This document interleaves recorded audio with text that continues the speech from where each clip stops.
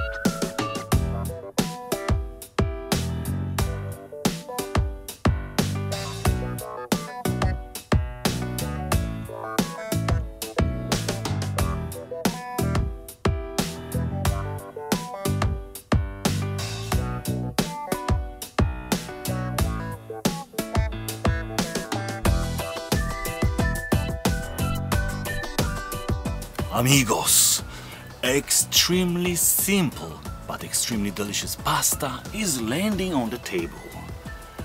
Bon appetit! Bon appetit very much. I have to admit, I can't resist. I simply can't resist. I am addicted to it. I think you know what I mean. Yes, yes, yes. Parmesan, baby. I respect the recipe, original recipe, but life without Parmesan is too boring for me. So, here we go. Now, we can start the show.